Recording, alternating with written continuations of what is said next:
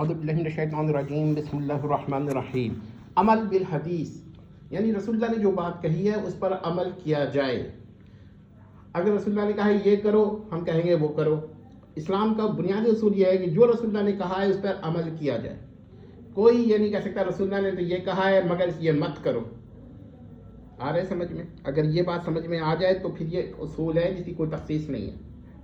کوئی شخص اگر کہے گا رسول اللہ نے یہ کہا ہے تو وہ کہہ نہیں سکتا کہ یہ مت کرو، کہے گا وہی کرو جو اللہ کے نبی نے کہا ہے، یہی قرآن میں ہے۔ اللہ نے کہا نماز پڑھو تو ہم کہیں گے نماز پڑھو، اس سے کوئی استثناء نہیں ہے، یہ قاعدہ سمجھ لیجئے۔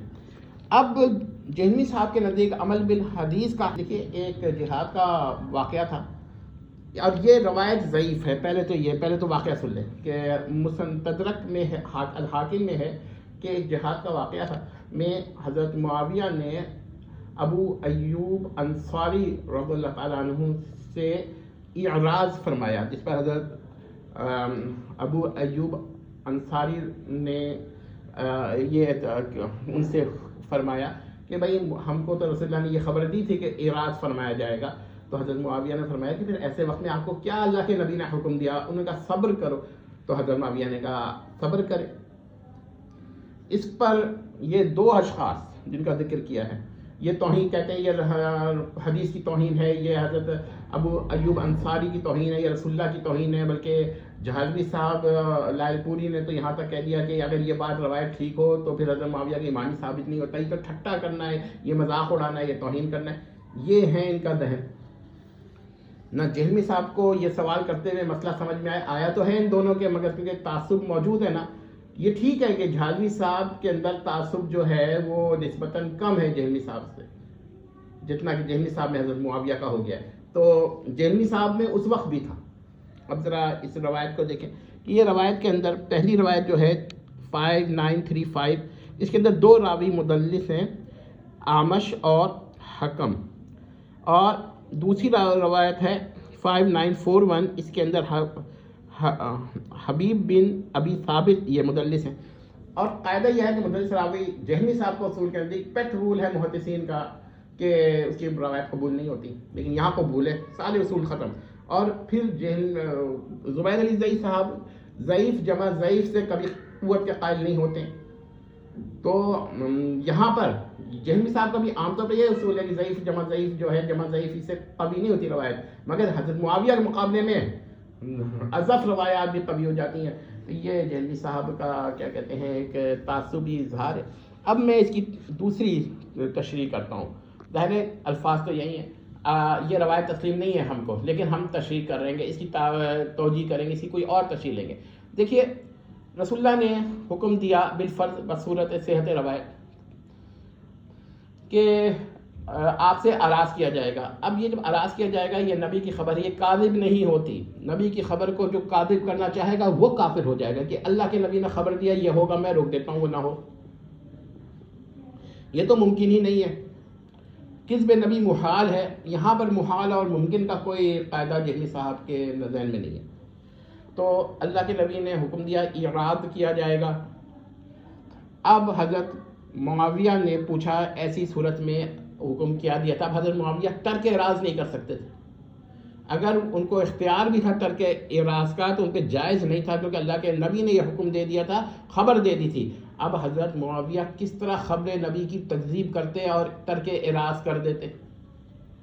اسی لیے تحقیق کے لیے کہ اگر اللہ کے نبی نے خبر دی ہے کہ اعراض کیا جائے گا تو آگے کیا فرمایا ہے، تو انہوں نے پوچھا کہ آگے آپ کو کیا حکم دیا گیا ہے۔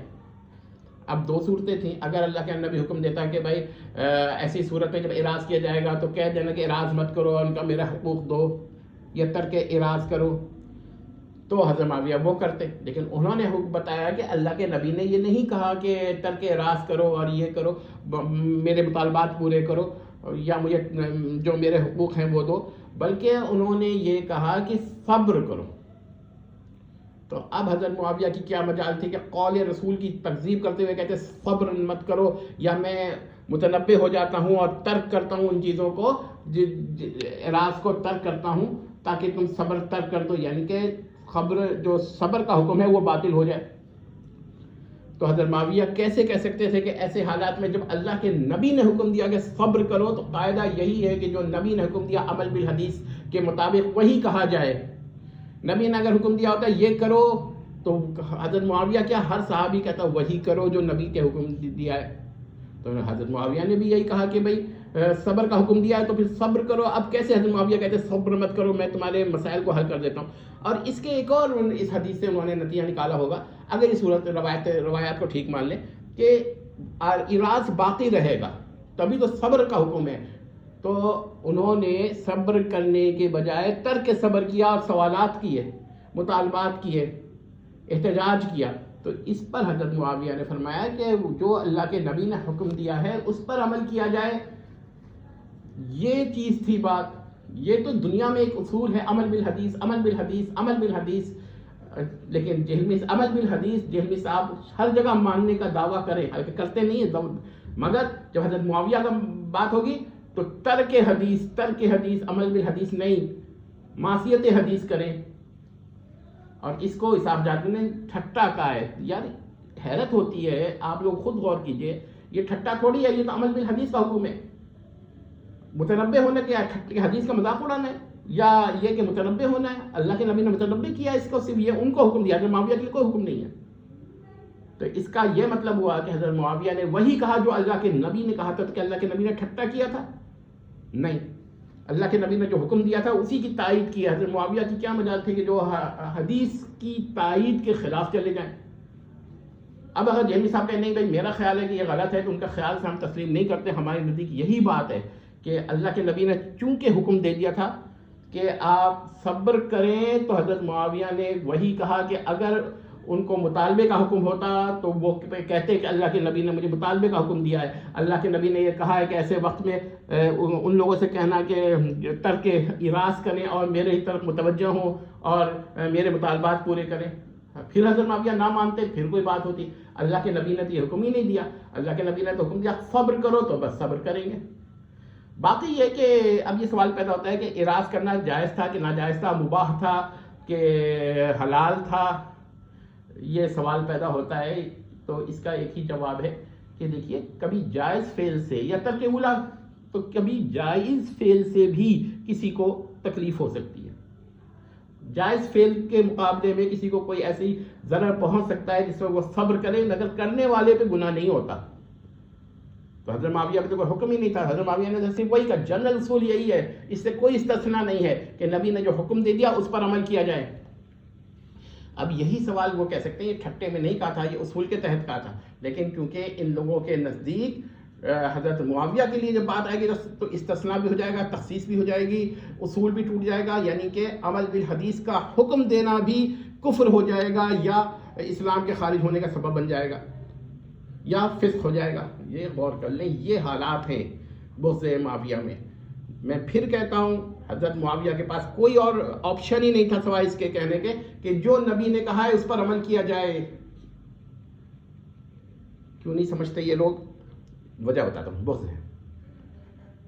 جو اللہ کے نبی نے حکم دیا، حضرت معاویہ کی کیا مجال تھی کہ وہ کہہ دیتے کہ حدیث کو ترک کیا جائے، میں آپ کا تدارک کرتا ہوں. مقافات اس کی میں کیا کہتے ہیں، اس کے عمل جو ہے ترک، میں آپ کا تدارک کر دیتا ہوں، میں کیا کہتے ہیں آپ کے مسائل کو حل کر دیتا ہوں. حضرت معاویہ کی کیا مجال تھی؟ کیونکہ اگر وہ یہ کرتے تو صبر کا حکم باطل ہو جاتا. اللہ کے نبی نے یہ حکم نہیں دیا. اور یہ اس کی دلیل تھی کہ جو حضرت معاویہ کر رہے ہیں وہ جائز ہے، مباح ہے.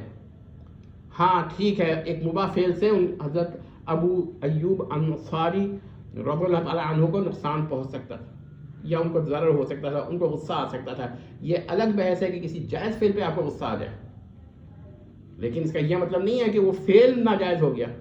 فتح کا واقعے میں جب حضرت ابو بکر رضی اللہ تعالیٰ عنہ نے فتح کا نہیں دیا تو حضرت فاطمہ کو غصہ آیا کہ نہیں آیا؟ اسے حضرت ابو بکر کا کیا نقصان ہوا؟ ہم یہ نہیں کہتے حضرت فاطمہ سے خطا ہوئی، مگر حضرت ابو بکر سے بھی نہیں ہوئی، بلکہ اصل تو وہی ہے کہ ان سے کوئی خطا ہی نہیں ہوئی. تو بات یہ کہ حدیث پر عمل کرنے سے خطا نہیں ہوتی. حدیث پر عمل کرنا ٹھٹا نہیں ہے، حدیث پر عمل کرنا تمسخر اڑانا نہیں ہے نبی کا. حیرت ہوتی ہے کہ بغض معاویہ میں یہ لوگ کہاں چلے گئے. دوسری بات یہ ہے کہ دیکھیے حضرت معاویہ رضی اللہ تعالیٰ عنہ نے جو کچھ کیا وہ حدیث پر اگر حضرت معاویہ یہ کہتے کہ اچھا میں آپ کے مطالبات پورے کر لیتا ہوں، تو یہ حدیث کے منشا کے خلاف ہوتا. وجہ اس کی یہ ہے کہ اللہ کے نبی نے تو ان کو صبر کا حکم دیا. صبر کا حکم اسی وقت دیا جاتا ہے جب اس کا تدارک نہ ہو.